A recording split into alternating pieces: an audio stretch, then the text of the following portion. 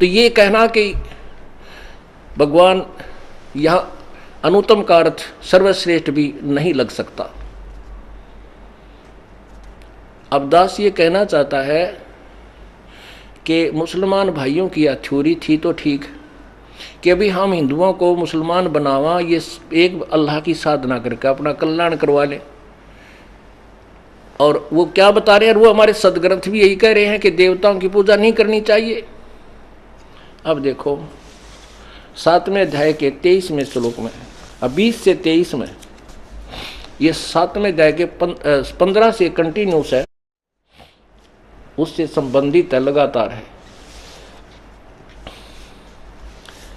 अब देखो 3 त्रिगुणमयी माया के द्वारा जिनका ज्ञान हरा जा चुका है, ये 15वां है 7वें का।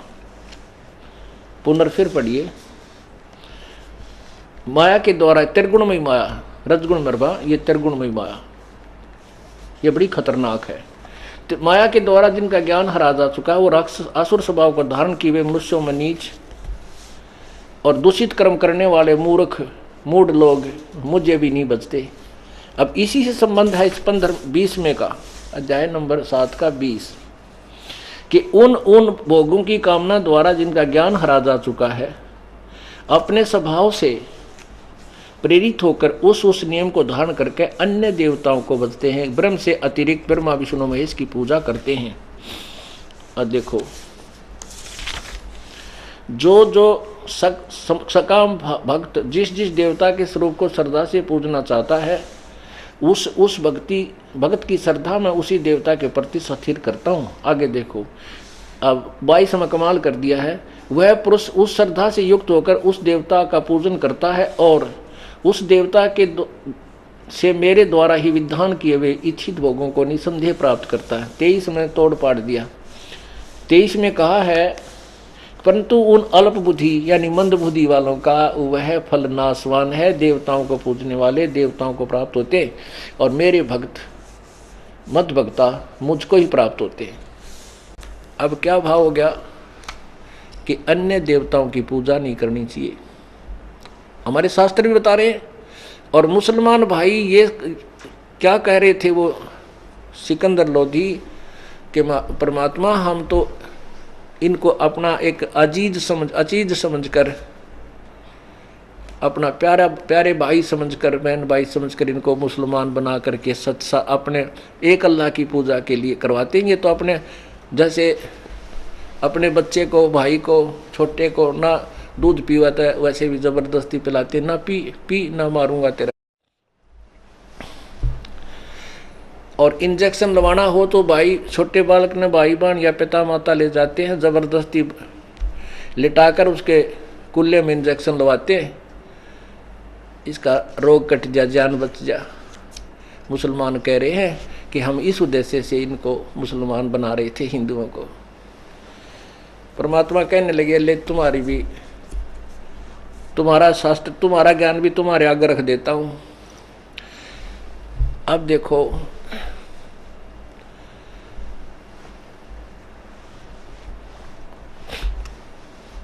परमात्मा ने प्रश्न किया उस शेख तकी से, जो उनका धार्मिक पीर वहां बैठा था, कि आप अल्लाह को साकार मानते हो निराकार। वह कहते हैं अल्लाह साकार नहीं हो सकता, अल्लाह किसी के समक्ष नहीं आता, वो तो निराकार है। परमात्मा बोले कि गीता जी का ज्ञान जिस अल्लाह ने कहा है वो किसी अन्य अल्लाह की ओर संकेत कर रहा है, वो अल्लाह कौन है? शेख तकी कहता है ऐसा कहीं नहीं है, झूठ बोलता है। हमारे भगवान, हमारे अल्लाह से ऊपर जिसने हजरत मोहम्मद को ज्ञान दिया है उससे अतिरिक्त कोई अल्लाह नहीं, तू झूठ बोलता है, झूठा है। परमात्मा ने कहा कि अपने खुदा की कसम खाकर और पवित्र कुरान शरीफ सूरत फुरकानी 25 आयत 52 से 59 में देख और पढ़ के सुना दे इन सभी भक्तों को। अब वो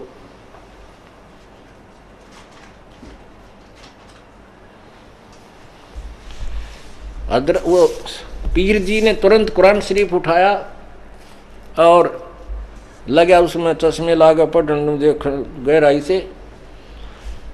अब देखिएगा आपको पढ़कर सुनाते हैं पवित्र कुरान शरीफ।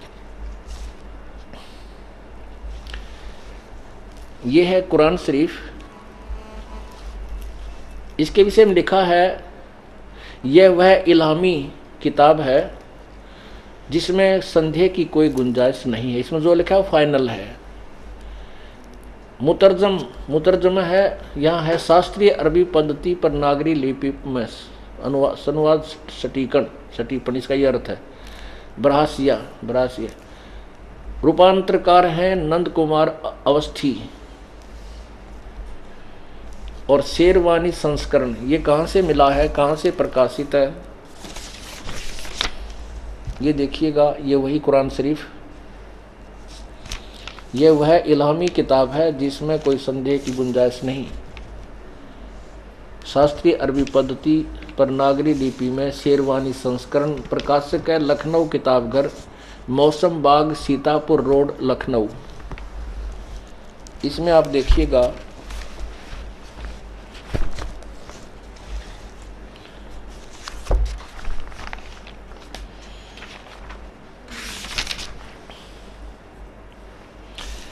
ये देखिएगा पृष्ठ 604 पे कुरान शरीफ सूरत फुरकानी 25, और ये देखिएगा लास्ट में 52। ये यहाँ पर 52 नंबर आयत है, यहाँ से हम पढ़ेंगे। पहले ये पूरी यहाँ लिखी हुई है, ये देखिएगा। ये है ओरिजिनल लैंग्वेज भाषा में, और इसी लैंग्वेज का हिंदी में लिखा है। इसकी देवनागरी लिपि में, नागरी लिपि में इसको जो का तो फारसी को भी लिखा है। फला तुतियल काफिरन व जाहिदुम बिही जिहादन कबीरन, इसमें कबीरन शब्द लिखा है। आपको दिखाते हैं ये कुरान मजीद, अब दिखाते हैं ये कुरान मजीद। ये देखिएगा, ये कुरान मजीद, इसका केवल नाम अंतर है, अंदर मैटर सेम है। ये कुरान मजीद मानव जाति के लिए अल्लाह का संदेश, हिंदी अनुवाद, हिंदी लिपि और अरबी मूल ग्रंथ सहित। अनुवादक है मोहम्मद फारूक खान। इसमें देखिएगा ये कहाँ से प्रकाशित है।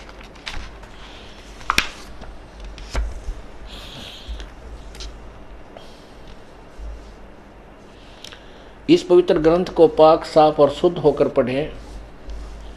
कुरान मजीद ये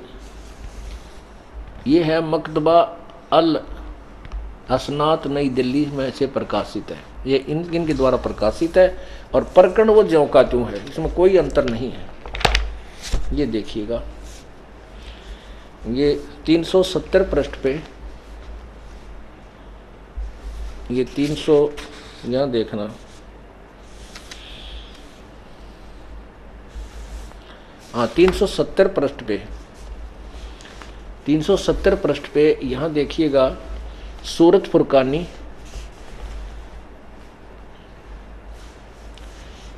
इन्होंने इस पे नंबर 25 नहीं लिखा है। ये यहाँ देखिएगा, ये 52 नंबर आयत है नीचे।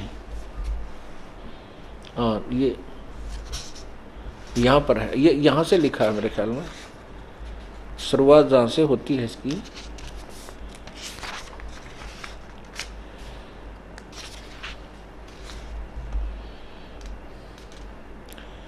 इसमें ये इन्होंने थोड़ी सी भूल होगी है, सूरत फुरकानी का नंबर नहीं लिखा इन्होंने। तो यहाँ देखिएगा, अब मैटर देखेंगे वो ज्यों का त्यों है। ये देखिए 52 में, ये 370 पृष्ठ पे, और वही आयत नंबर 52 है।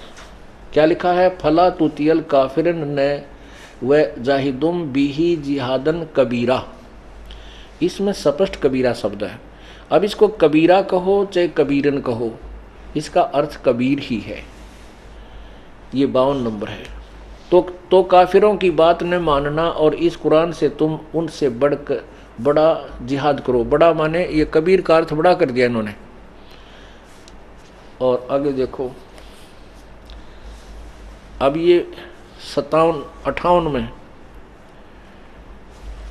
58, ये 57 में है, ये 58 है, 58।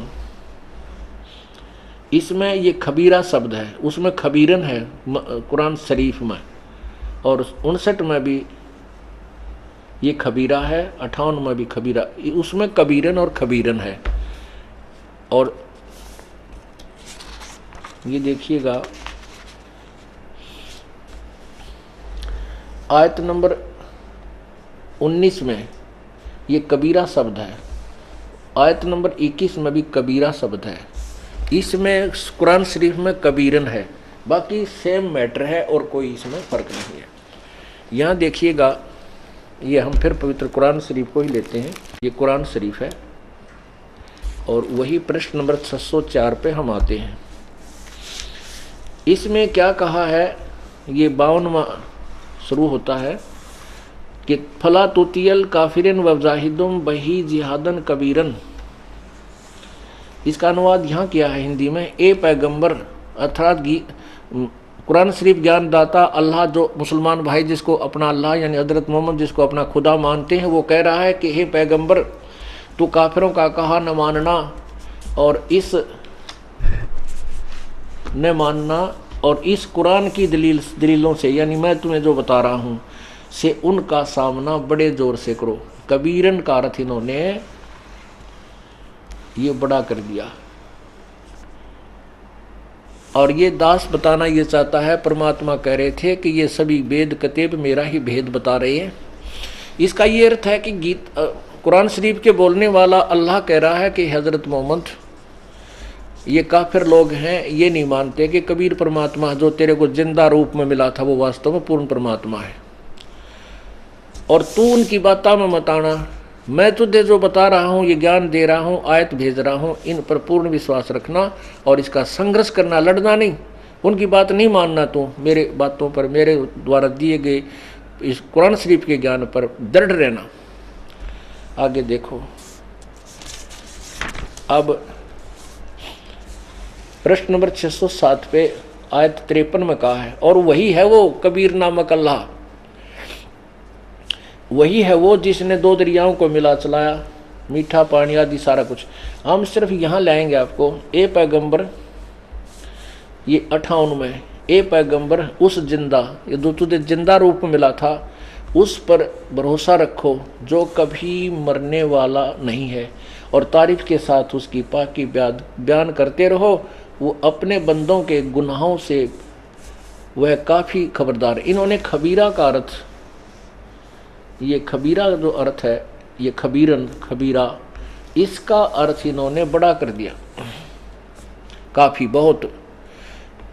तो यहाँ है कि वो कबीर अल्लाह जो तुझे जिंदा रूप में मिला था वो सभी पापों का क्षमा करने वाला, गुनाहों को माफ़ करने वाला है। 59 में कमाल कर दिया। ये वही परमात्मा है जिसने आसमानों और ज़मीन और जो कुछ उनके बीच में है सबको 6 दिन में पैदा किया, फिर तख्त पर जा बिराजा। वह अल्लाह बड़ा, वह अल्लाह कबीर। बड़ा का अर्थ कबीर हम लिख देते हैं, वह अल्लाह कबीर रहमान है जो, तो उसकी खबर किसी बाखबर इल्म वाले से पूछ देखो। ओहो, अब उस शेख तकी ने, उस स्वार्थी ने पढ़ते लिया सच्ची बात है या, तो तूने कभी ध्यान भी ना दिया इस बात पे। अब वो स्वीकार करे तो जूते पड़े। मुसलमान लोग ने के तू झूठ बोल रहा है, अभी तक तो तुम ये कहा करते, आज कह रहे हो कि सचमुच कोई हमारे अल्लाह से भी ऊपर कोई अल्लाह है, उसके विषय में कुरान शरीफ वाला अल्लाह भी नहीं जानता। तो उनकी पिटाई हो है कि ये 800-700 वर्ष तुमने यही ज्ञान दिया हमारे को।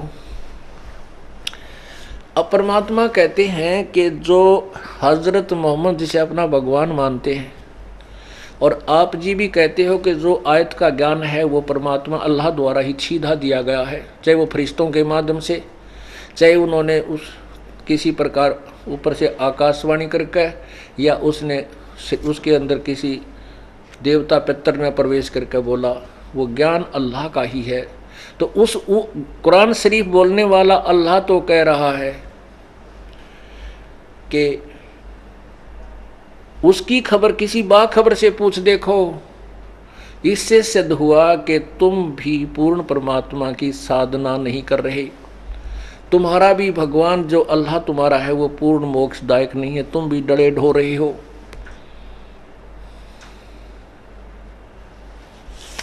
आप हिंदुओं को कह रहे हो कि ये मूर्ति पूजा करते हैं, ऐसों की पूजा करते हैं जो इनको कोई लाभ नहीं देता, और तुम्हारे वाला अल्लाह कह रहा है कि मेरे द्वारा दिया गया ज्ञान तो इनकम्प्लीट है, अधूरा है।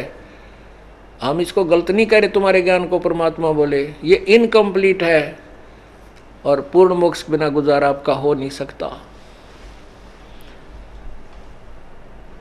अब पसीने आ गए उसके पीर का, लेकिन उनकी एक यही दाल गलगी कि ये अनपढ़ है, क्या जाने ये अक्षर ज्ञान युक्त नहीं है, ये झूठ बोलता है, ऐसा कुछ नहीं लिखा कुरान शरीफ में। परमात्मा बोले कोई बात ना, समय आओगा जो बतावांगे तुम्हारे को कुरान शरीफ में क्या लिखा है। अब वो समय आ गया प्यारी आत्माओं। ये परमात्मा कबीर जी ने ज्ञान दिया था 600 साल पहले, जो दास आज आपके सामने सदग्रंथों में दिखा रहा है। उन्होंने अपने सिंपल लैंग्वेज में बता रखा है। क्या बताया था?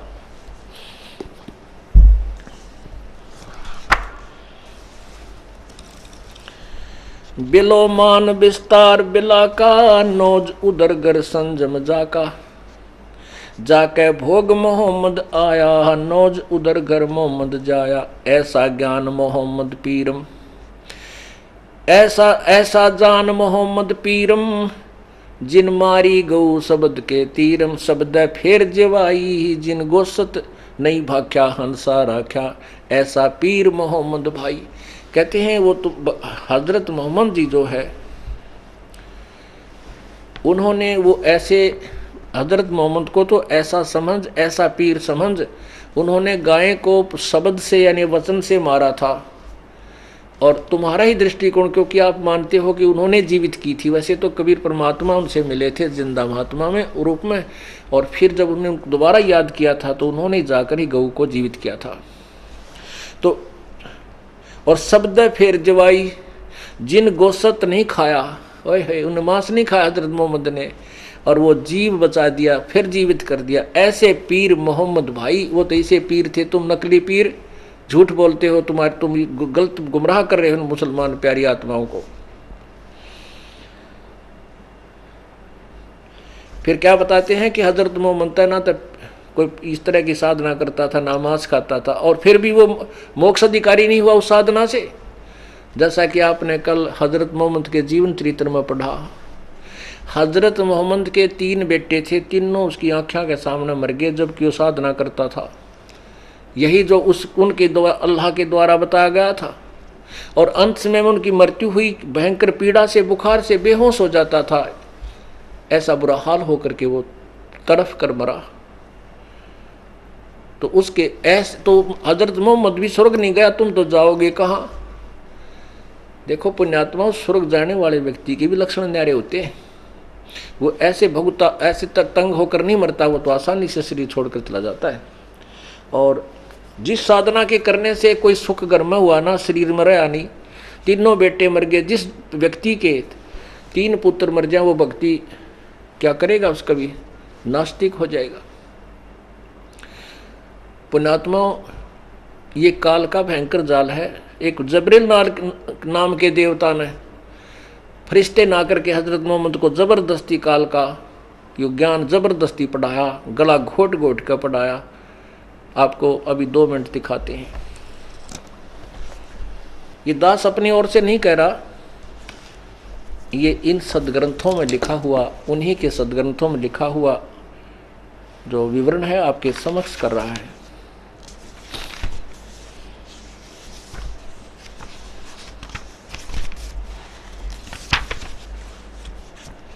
ये देखिएगा, जीवनी हजरत मोहम्मद सल्लल्लाहु अलैहि वसल्लम। ये मोहम्मद इनायतुल्लाह सुबहानी ये इसके अनुवाद करता है। जीवनी हजरत मोहम्मद सल्लल्लाहु अलैहि वसल्लम, मोहम्मद इनायतुल्लाह सुबहानी अनुवादक नासिम गाजी फलाही और प्रकाशक हैं मरकजी मकतबा इस्लामी पब्लिशर्स नई दिल्ली।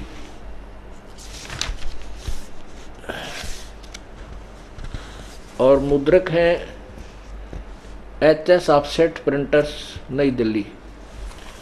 ये देखिएगा इसकी 68 पृष्ठ पे लिखा है, इस तरह रमज़ान के कुछ दिन बीत गए। एक दिन आप यानी हज़रत मोहम्मद सल्लल्लाहु जी गुफा में आराम कर रहे थे। सुबह का सुहाना समय था। अचानक एक फरिश्ता दिखाई दिया, बहुत ही खूबसूरत और हसीन फरिश्ता। हाथ में हसीन रेशम का एक टुकड़ा भी था। बोला पढ़ो। आप सल्लल्लाहु अरसाद हज़रत मोहम्मद घबरा गए। फरमाया मुझे पढ़ना नहीं आता। आप हज़रत मोहम्मद को ऐसा महसूस हुआ जैसे वह गला घोंट रहा हो और शरीर को भींच रहा हो, और फिर छोड़ दिया और कहा पढ़ो। फरमाया मुझे पढ़ना नहीं आता। फरिश्ता कह रहा है गला घोंट कर के पढ़, फिर छोड़ दिया, गला घोंट कर फिर छोड़ दिया, भींच रहा हो शरीर को फिर छोड़ दिया, कहा पढ़। फरमाया मुझे पढ़ना नहीं आता। फिर आप सल्लल्लाहु अर्थात हज़रत मोहम्मद को महसूस हुआ वह गला घोंट रहा है और शरीर को भींच रहा है, फिर छोड़ दिया और कहा पढ़ो। आप हज़रत मोहम्मद को अंदेशा हुआ कि वह फिर गला घोटेगा और इस बार और जोर से भींचेगा। फरमाया क्या पढ़ूं? बोला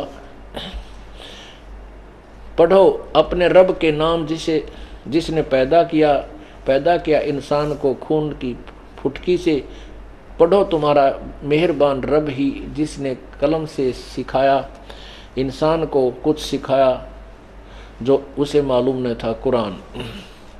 फरिश्ते के बताने पर आपने पढ़ा, पढ़ते ही याद हो गया। अब डरता क्या नहीं करता रहे।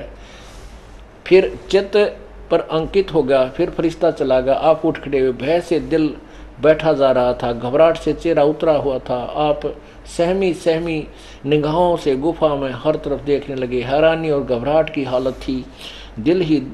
दिल में सोचने लगा, अभी मुझसे किसने बात की है? ये कौन मुझे पढ़ा गया? फिर तेजी से गुफा से बाहर आए। आप सल्लल्लाहु हज़रत मोहम्मद जी को पूरा विश्वास हो गया कि यह जिन्न का असर है और जिस बात का डर था वह सच साबित होकर रही। आप अल्लाह सल्लल्लाहु यानी हज़रत मोहम्मद पहाड़ी की घाटियों से गुजरने लगे। पूरा शरीर थर थर काँप रहा था। दिल में बार बार ख्याल आता, शुरू में जो स्वप्न दिखाई दिए था वह बिल्कुल सच्चे निकले। उनसे बहुत सी नई बातें मालूम हो गई। जिस चीज़ की तलाश थी वह खुलकर सामने आ गई, लेकिन वह कौन था जो अभी यहाँ खड़ा था? वह कौन था जो पढ़ने के लिए कह रहा था? अचानक आवाज़ आई, मोहम्मद। आप सलल चौंक पड़े। घबरा कर सिर उठाकर देखा तो फरिश्ता आदमी की सूरत में खड़ा था और वो पुकार कर कह रहा था, मोहम्मद तुम अल्लाह के रसूल हो और मैं जिब्रील हूँ। आपकी घबराहट और बढ़ गई। डर के से रोंगटे खड़े हो गए। भय से कदम रुक गए। कभी दाईं तरफ देखते, कभी बाईं तरफ। यह सूरत आँखों के ओझल हो, लेकिन जिधर देखते वही दिखाई देता, जिधर मुँह करते वहीं मौजूद होता। आगे बढ़ा, पीछे हटें, नज़र नीचे करें, ऊपर उठाएं, हर तरफ वो हर जगह वही फरिश्ता दिखाई देता। अब इसको ज़्यादा ना पढ़ूं क्योंकि समय इतना ही होता है। अब यो कुरान शरीफ का ज्ञान ऐसे दिया गया, हज़रत मोहम्मद को गला घोंट कर डरा के धमका के पढ़ इसने।